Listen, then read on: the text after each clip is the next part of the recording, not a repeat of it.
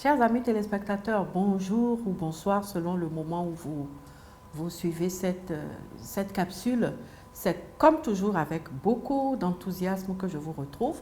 J'espère que vous allez bien, j'espère que vous êtes en bonne santé, j'espère que vous vous plaisez avec moi en ces quelques 6, 7, 8 minutes que nous partageons périodiquement sur des sujets qui peuvent participer en fait à notre développement personnel. Nous avons commencé une série sur la discipline et c'est vraiment un sujet qui me tient à cœur. J'avais dit la dernière fois que toute une vie ne suffira jamais pour évaluer euh, les intérêts que produisent une vie de discipline. C'est valable pour le plus petit, c'est valable pour le plus grand. Je dois reconnaître que c'est un combat intérieur, que c'est un combat qui n'est pas facile. On dirait que l'être lui-même se rebelle contre la discipline et qu'on est naturellement porté à faire un peu ce qu'on a envie de faire. Mais je peux vous dire que la discipline paye. Tous les jours, je fais l'expérience de la discipline. Et en réalité, quand nous admirons quelqu'un, dans la réalité, c'est la discipline de la personne qui produit ce que nos yeux voient et que nous admirons. Et je voudrais dire à nos jeunes, parce que je sais qu'il y a beaucoup de choses que nous voyons à la télé qui sont en fait le résultat d'une discipline qu'on ne montre pas.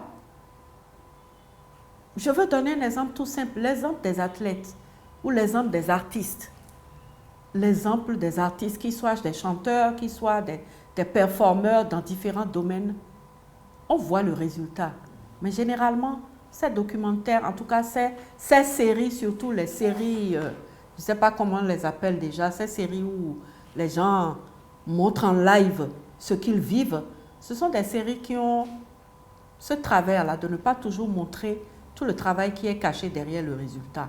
On voit une personne en pleine forme, on voit une personne qui vraiment performe, mais le travail qu'il y a derrière, on ne le montre pas, la discipline à laquelle la personne est soumise et qui produit ce résultat, on ne le montre pas assez. Et moi, j'ai entrepris de parler de cette discipline parce qu'elle est capitale.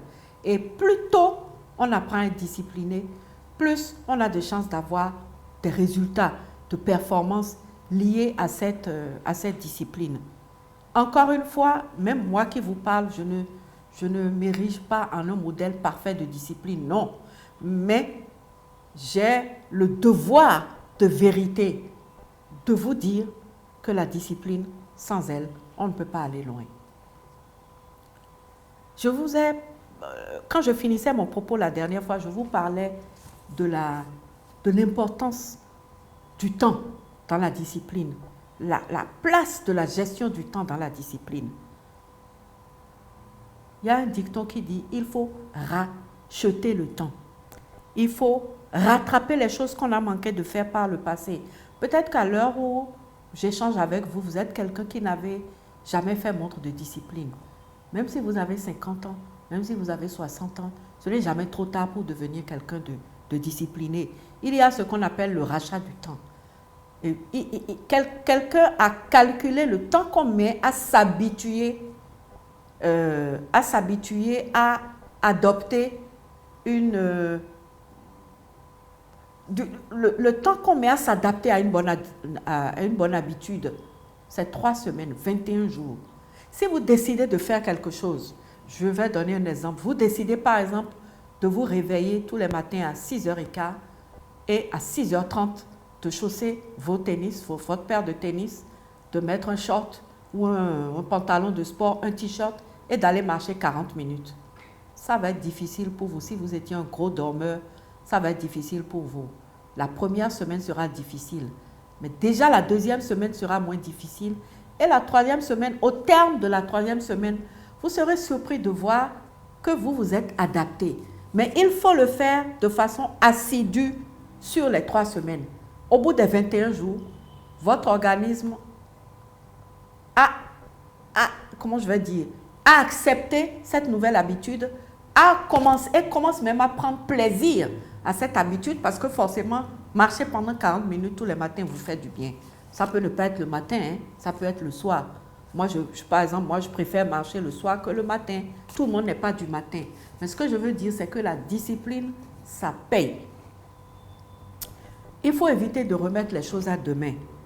Il faut autant que possible utiliser le temps de chaque journée pour faire ce qu'on avait prévu de faire.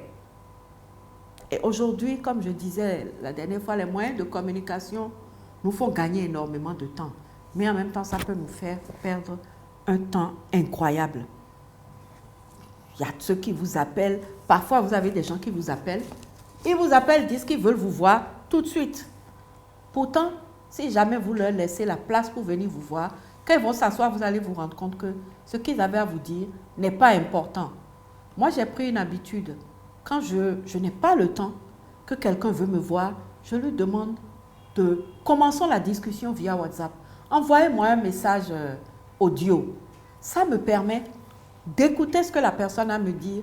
Parfois même, ça me permet de régler le problème de la personne via WhatsApp, via des messages audio. La personne n'a pas besoin de se déplacer nécessairement, venir à mon bureau, prendre le temps de s'asseoir, et puis on va demander d'après les nouvelles les uns des autres, et puis maintenant, elle va me dire quelque chose. Pendant qu'elle est en train de me dire la chose, elle n'avait pas pris rendez-vous, mais elle tient à me voir. C'est urgent, c'est important, c'est vital. Ça veut dire que je suis obligée de couper ce que je fais. Donc, je suis déjà en train d'empiéter sur mon programme que j'avais fait pour la journée. La personne va me dire quelque chose qui n'est pas important, alors qu'on aurait pu régler ça par WhatsApp, par message. Donc, la discipline, c'est ça qui fait que vous, avec beaucoup de fermeté, avec beaucoup d'élégance, et il ne faut pas craindre de fâcher les gens non plus, si vous ne pouvez pas faire autrement, vous arrivez à contenir les gens et à atteindre en fin de journée les objectifs que vous vous étiez fixés le matin. Ça, c'est très important.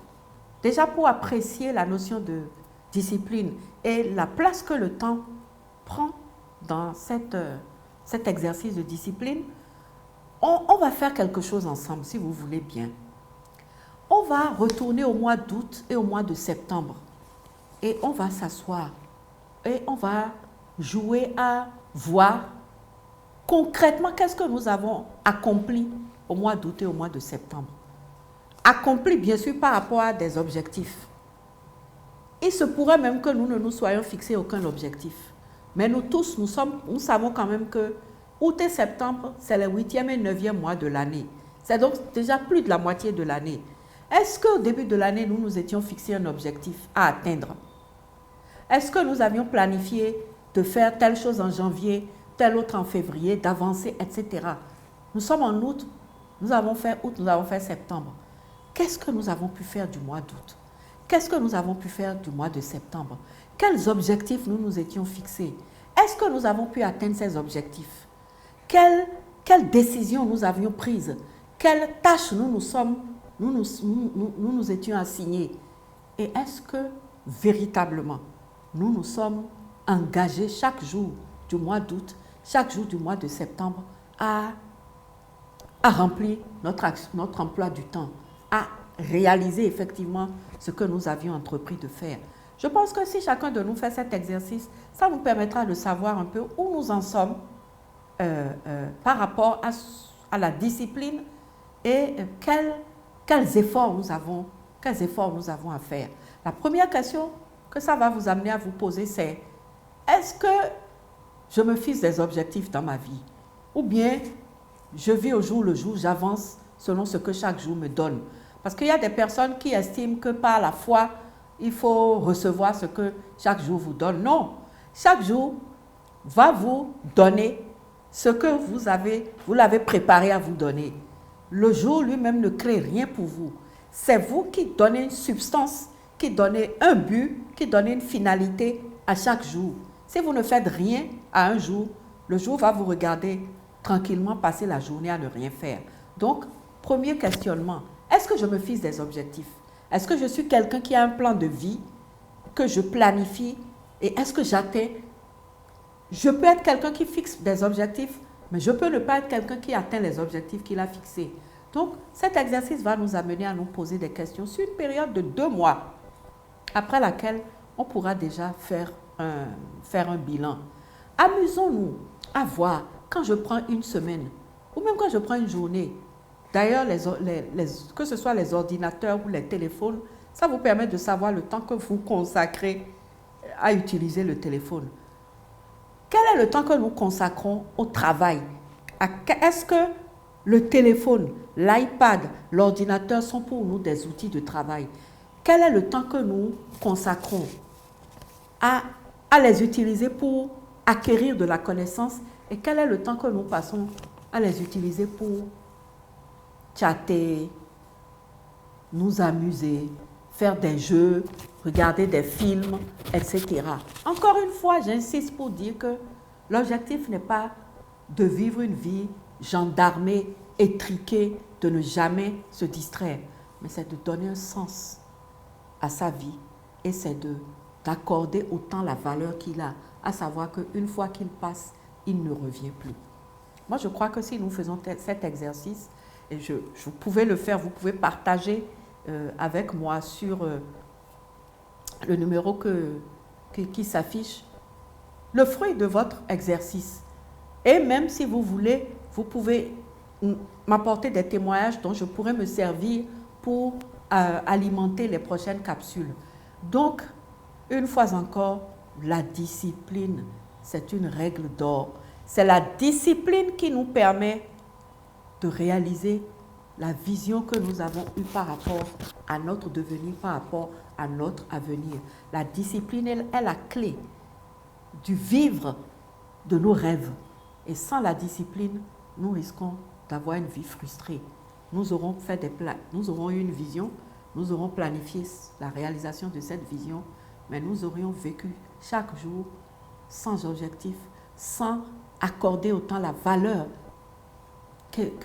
la valeur qu'il requiert et nous serons amers alors que nous étions bien partis pour réussir notre vie.